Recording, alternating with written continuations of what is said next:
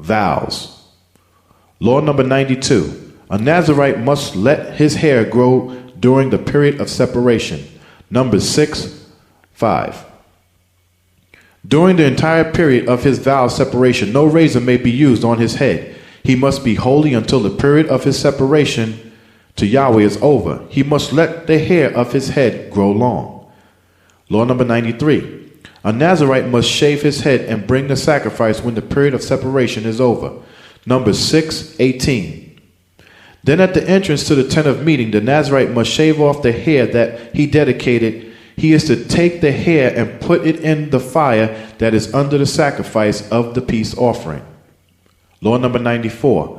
Vows and oaths to Yahweh must be kept. Deuteronomy 23:21-23. If you make a vow to Yahweh, you must not delay to pay it, for Yahweh your Father will certainly demand it of you, and you will be guilty of sin. But if you refrain from even making the vow in the first place, you will not be sinning. Whatever goes out of your mouth, you must be sure to do, because you made your vow freely of your own free will to Yahweh your Father with your own mouth. Law number 95. The law of binding and losing a vow. Numbers 32-16. When a man vows a vow to Yahweh or vows an oath to bind himself to some pledge, he shall not break his word. He must do everything he said he would do. When a young woman still living in her father's house vows a vow to Yahweh or vows an oath to bind herself to some pledge, and her father hears about her vow or pledge but says nothing to her, then all her vows and every pledge by which she has obligated herself will stand. But if her father forbids her when he hears about it, none of her vows or pledges by which she has obligated herself will stand. Yahweh will release her because her father has forbidden her. If she marries after she makes a vow or after she utters a rash promise by which she obligates herself, and her husband hears about it and says nothing to her, then her vows or the pledges by which she obligated herself will stand.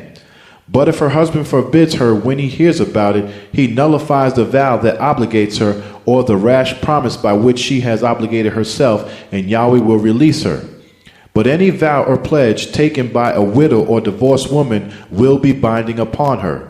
If a woman living with her husband makes a vow or obligates herself by a pledge under oath, and her husband hears about it but says nothing to her and does not forbid her, then all her vows or the pledges she has obligated herself to will stand.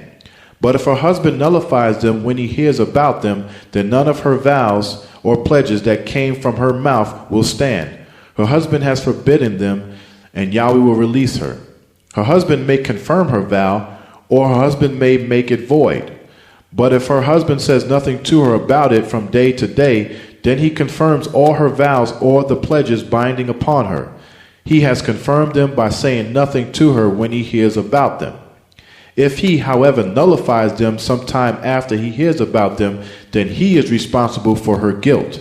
These are the statutes Yahweh gave Moshe concerning relationships between a man and his wife, and between a father and his young daughter still living in his house.